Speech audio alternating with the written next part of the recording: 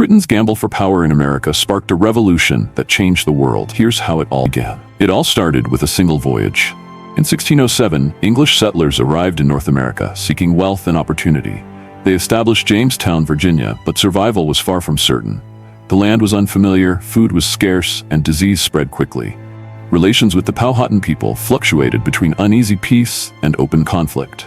Many settlers perished, but those who remained found salvation in a single crop: tobacco. Its success turned Jamestown from a struggling outpost into a thriving colony. As word spread, more English settlers arrived. In 1620, the Pilgrims landed at Plymouth, escaping religious persecution. Massachusetts Bay followed, built on strict Puritan values.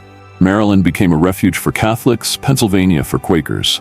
Each colony had a distinct identity, but all shared one thing: they were part of Britain's expanding empire.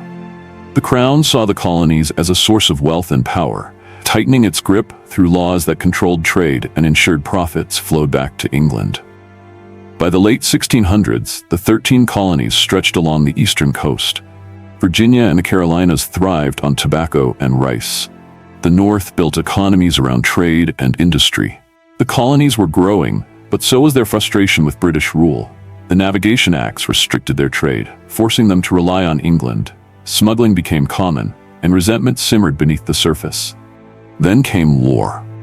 In 1754, the French and Indian War erupted, pitting Britain against France for control of North America. British and colonial troops fought together, defeating the French by 1763. Britain gained vast new territories, but victory came at a cost: massive war debt. To recoup losses, Britain turned to the colonies, imposing a series of unpopular taxes.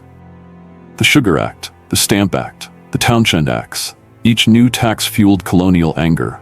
No taxation without representation became the rallying cry. Protests erupted. In 1770, British soldiers fired into a crowd in Boston, killing 5, an event later known as the Boston Massacre. Tensions reached a breaking point in 1773 when colonists disguised as Mohawk warriors dumped an entire shipment of British tea into Boston Harbor. The British response was swift and harsh. The intolerable acts aimed to crush resistance, but instead they united the colonies against their rulers. In 1774, the First Continental Congress convened, bringing together representatives from across the colonies. The message was clear: change was coming. Then, in April 1775, British troops marched to Lexington and Concord, seeking to disarm colonial militias. The first shots were fired, marking the beginning of a revolution that would change the course of history. What had started as a colonial experiment had transformed into a full-scale rebellion.